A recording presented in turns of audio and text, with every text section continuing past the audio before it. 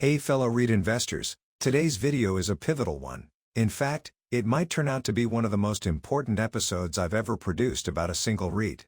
Manulife US REIT, or MUST, is at a crossroads. Its upcoming Extraordinary General Meeting or EGM in mid-December is not just another procedural vote. It is a decision that could determine the future of the REIT for years to come. I know some of you have been following MUST closely with me over the past few years, and yet many more have given up on it. I've seen the comments, the frustrations, and the genuine worries. Some investors feel trapped, some feel disappointed, and vows never to touch anything Manulife. To add on, this EGM feels like this vote is coming too late, leaving unit holders with no real choice.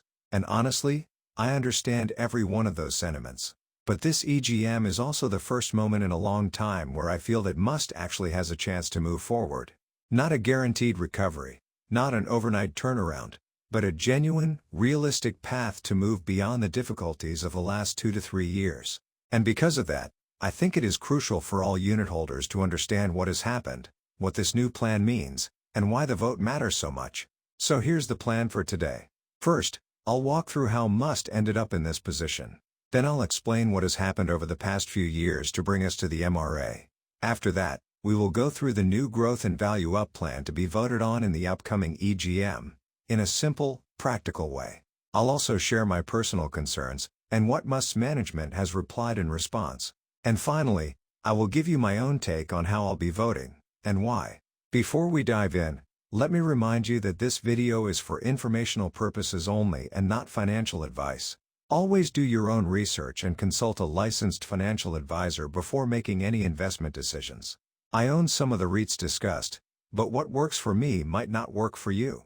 Alright, let's jump right in. The unexpected journey of MUST investors in the past few years. Manulife US REIT was once one of the most well-loved REITs among Singapore income investors. It was the first pure-play US office REIT listed here, and for years it delivered strong yields, stable distributions, and attractive properties in major American office markets. Back then, U.S. office assets were seen as defensive. Leasing demand was healthy, tenants were expanding, and interest rates were low. Everything worked, until it didn't. The first blow came from rising interest rates. The speed and magnitude of U.S. rate hikes from 2022 to 2023 were unlike anything in recent decades. MUST debt costs rose sharply and refinancing became more costly and challenging. Second, came the even bigger shock. The U.S. office sector collapse. Remote work changed tenant behavior almost overnight. Demand fell, incentives rose, and vacancies took longer to backfill. Valuations came down across the country. And while this wasn't a MUST-specific issue, it affected almost every U.S. office owner. MUST was uniquely vulnerable because it was so concentrated in properties and locations which were most affected by the work-from-home trend. For instance, it has very little exposure to the tech sector, which continued to churn along despite the COVID issues. Finally, poor timing. MUST had increased its leverage to almost the limits to expand its property portfolio just before the depth of the COVID crisis hit. Hence, by late 2023, the REIT reached a breaking point. Leverage was rising towards the regulatory limit, bank covenants were in danger, and refinancing windows were closing. MUST was at risk of breaching its loan agreements. That was when the Master Restructuring Agreement, or MRA, was established. The sponsor stepped in with an interest reserve loan. The banks agreed to relax certain covenants temporarily. In return, MUST had to commit to a series of property disposals, a minimum sale target, to bring down leverage, and to give credit where it's due. MUST's management executed a significant portion of this plan. They successfully sold assets at prices that were competitive given the market environment. They repaid more than $300 million of debt. They eliminated all their 2025 maturities and cleared most of their 2026 maturities. Leasing momentum also improved, even if slowly. And for the first time in years, the U.S. office sector shows very early signs of stabilizing. But even with all this progress, leverage remains too high. The minimum sale target has not been fully met, and MUST cannot exit the MRA without lender approval. That brings us to the new plan you and I are voting on. What exactly is this new plan? The Growth and Value Up Plan, as specified in the circular, is actually made up of several parts, but the easiest way to think about it is this. The plan is trying to buy MUST the time, flexibility, and strategic breathing room to finish its restructuring and reposition its portfolio beyond the U.S. office sector. The first component is a renewed disposition mandate. This allows MUST to sell up to 3 properties, with a minimum sale price of 90% of valuation, and a total net proceeds cap of $350 million. The mandate will run until the earlier of April 2027, or until 3 assets have been sold, or until the cap is reached, or until MUST's leverage drops below 40%. Because the plan gives management pre-approval, they do not need to call repeat EGMs for each sale, which improves negotiating speed and reduces transaction friction. The second component is the acquisition mandate. This allows the REIT to acquire new assets up to a total value of $600 million, but with very tight guardrails.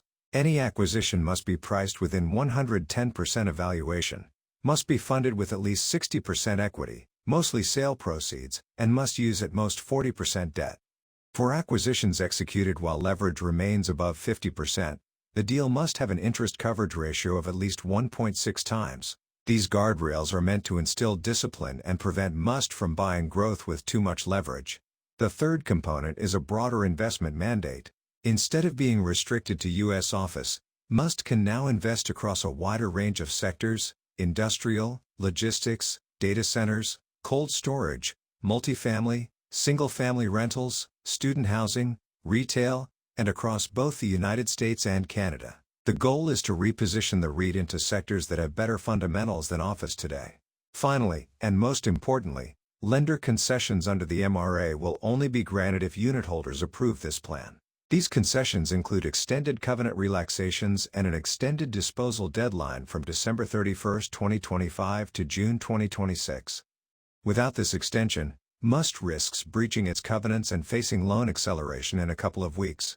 With the extension, MUST gets additional time to sell assets in an orderly fashion and stabilize its financial profile. Put simply, this vote keeps MUST financially stable long enough to complete the restructuring. My concerns and the REIT's responses. Even though I see the logic behind the plan, I also have real concerns I believe many unitholders share. Before arriving at my final take, I raised several concerns with MUST's management, and a MUST spokesperson responded to each of them.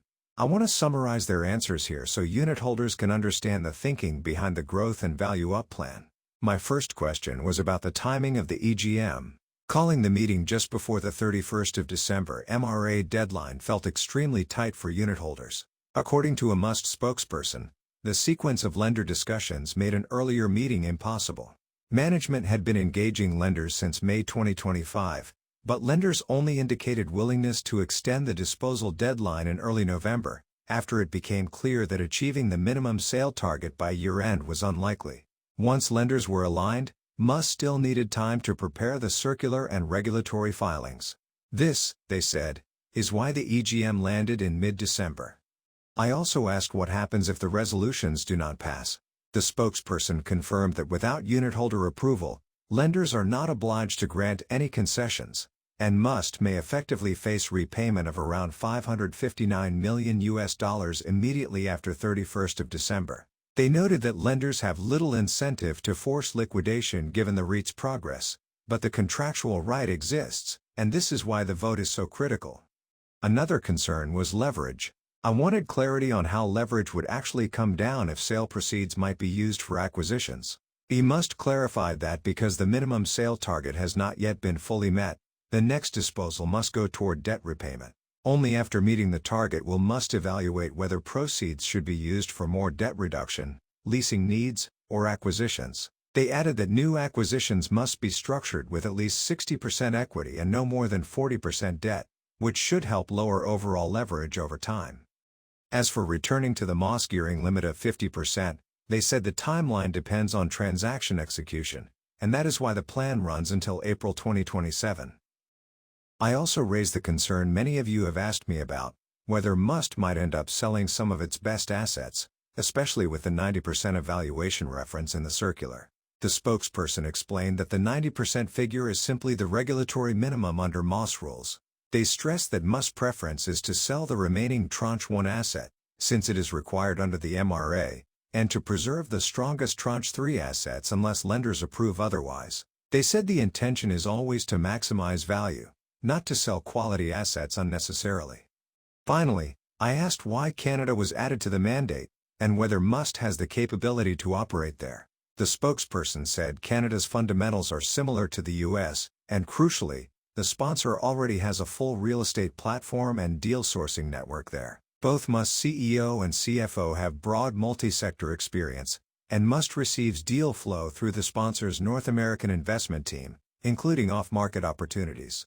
These responses don't remove all uncertainty. Nothing in a turnaround situation ever does, but they do clarify the rationale behind the plan and how management intends to execute it. With that context, let's move into the Dividend Uncle's take. Let me now share my own position. I will be voting yes on all the resolutions, and I want to explain why clearly and calmly. The first reason is simple. The alternative is far worse. If this plan fails, MUST may lose the lender extensions. Without the extensions, MUST risks breaching covenants, triggering potential loan acceleration, and possibly facing forced asset sales under distress.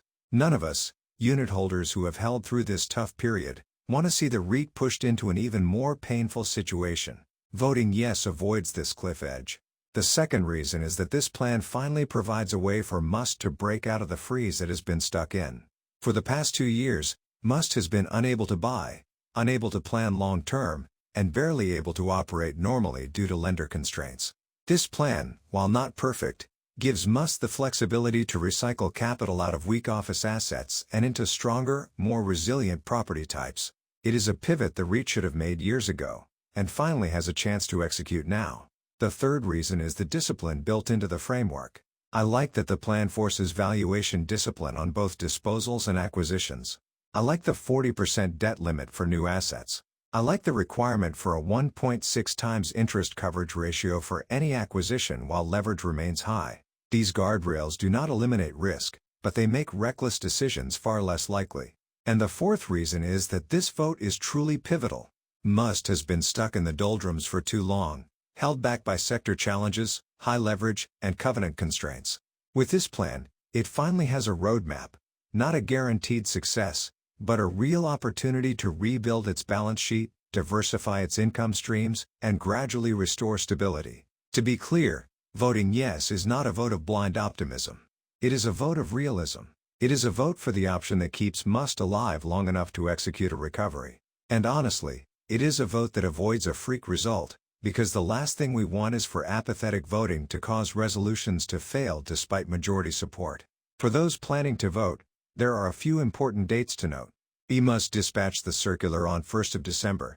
The JAWS dialogue happened on 5th of December, which I have shared the link on my Telegram, and will drop the link in the description. For direct CDP holders, the final deadline to lodge proxy forms is 13th of December at 2 p.m. And finally, the EGM itself will be held on 16th of December at 2 p.m. So if you intend to vote, don't wait till the last minute. Mark down these dates and make sure your vote is counted. To close, MUST's upcoming EGM is more than just another corporate formality. It is a defining moment for the REIT, for its financial future, and for every investor who has held through these turbulent years. The past few years have been painful for everyone involved, but this plan offers a way forward, not an easy way, and certainly not a guaranteed one, but a necessary one. If you are a unit holder, I strongly encourage you to cast your vote. Don't leave it to chance, and don't assume others will do it for you. Every vote counts, and the consequences of a failed vote are simply too great to ignore. Until next time, happy investing.